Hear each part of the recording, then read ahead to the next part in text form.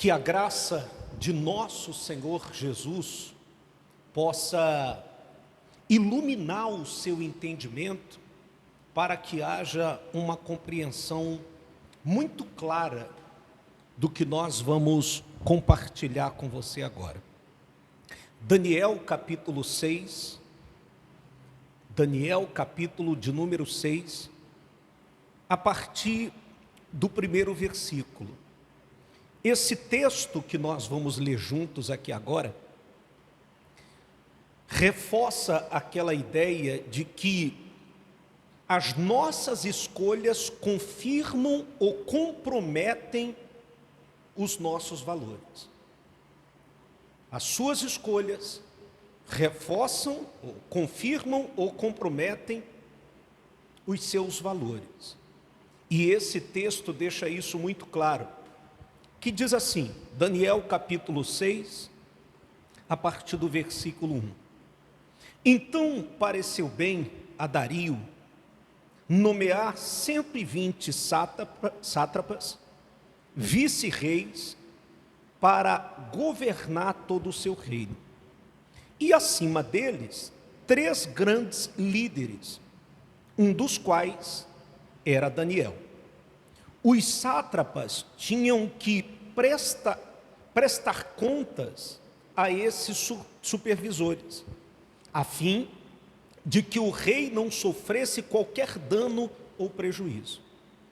E aconteceu que o mesmo Daniel foi tão notável entre os seus colegas de liderança e entre todo o colegiado dos sátrapas por suas qualidades extraordinárias, que o imperador planejava nomeá-lo para a função de governador geral do seu reino.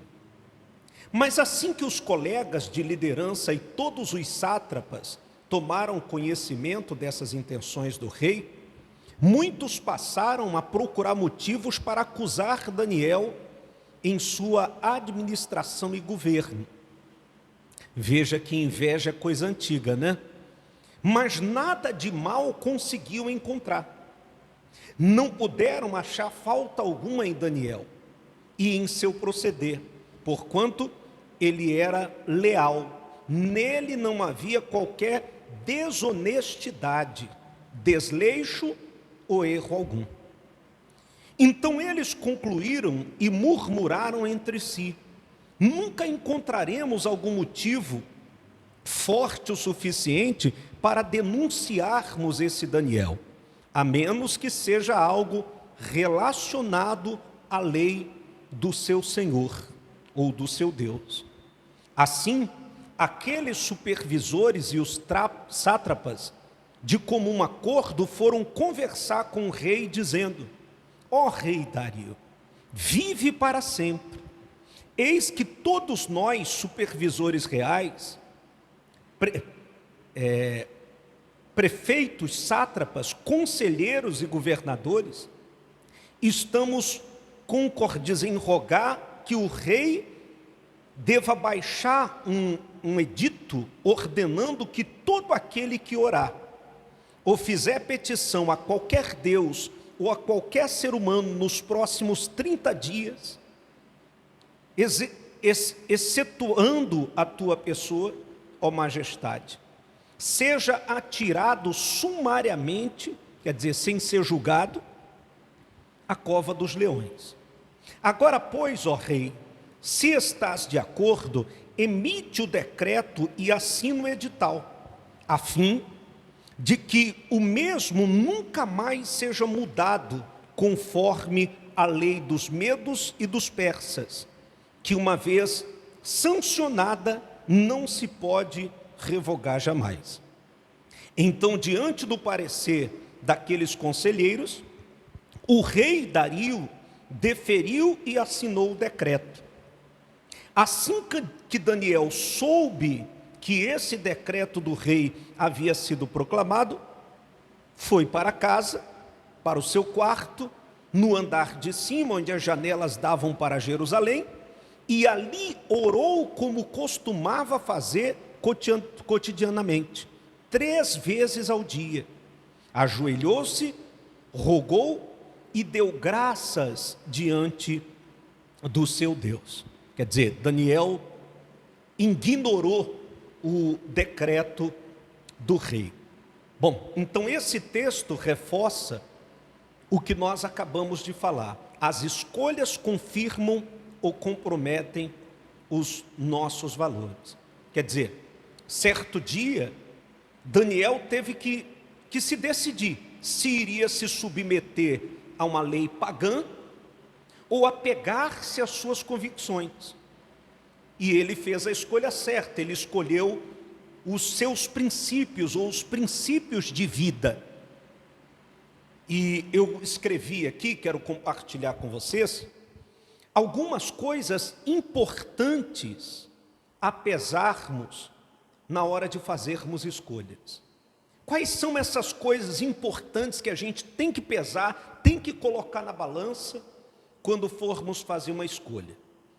Primeira coisa, buscar um conselho sábio. Não buscar conselho em alguém que é emotivo, que é empolgado, não. Buscar conselho em alguém que é sábio, que tem experiência de vida, que tem conhecimento de causa. Não buscar conselho em quem vai te bajular, ou quem vai afagar o seu ego, falando para você aquilo que você quer ouvir, e não aquilo que você precisa ouvir. Segunda coisa, decida com base nos seus princípios. Nunca tome uma decisão tendo como base as suas necessidades, as suas emoções, sejam elas boas ou ruins, mas toda decisão deve ter como base os seus princípios, honestidade, lealdade, os seus valores de mulher, os seus valores de homem, o seu valor de cristão, de ser humano. Você deve levar isso em consideração. A terceira coisa é executar sua decisão rápida e firmemente.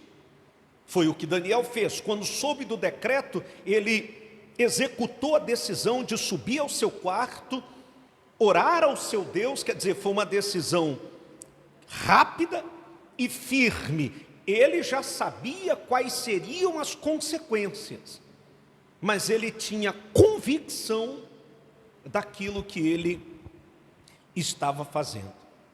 Bom, eu escrevi aqui uma outra coisa e quero compartilhar com vocês, que diz assim: certa vez, alguém disse certa vez, se você leva tanto tempo para tomar uma decisão, de modo que fica tarde demais para agir, você acaba não tomando decisão nenhuma. É o que nas palestras a gente chama de procrastinar. Existem pessoas que procrastinam há anos. Ela sabe a decisão que ela tem que tomar, ela sabe a importância da decisão que ela tem que tomar, mas ela vive procrastinando, deixando para amanhã, deixando para depois, semana que vem, o mês que vem, e acaba o tempo passando e não tomando decisão nenhuma. Isso só revela, ou isso só mostra que você comprometeu os seus valores. Essa demora em decidir, em fazer uma escolha, sabe, em ficar protelando, empurrando com a barriga, isso compromete os seus valores. Isso mostra que você não dá muita importância para os seus valores. Algumas pessoas são tão indecisas que sua cor preferida é o xadrez.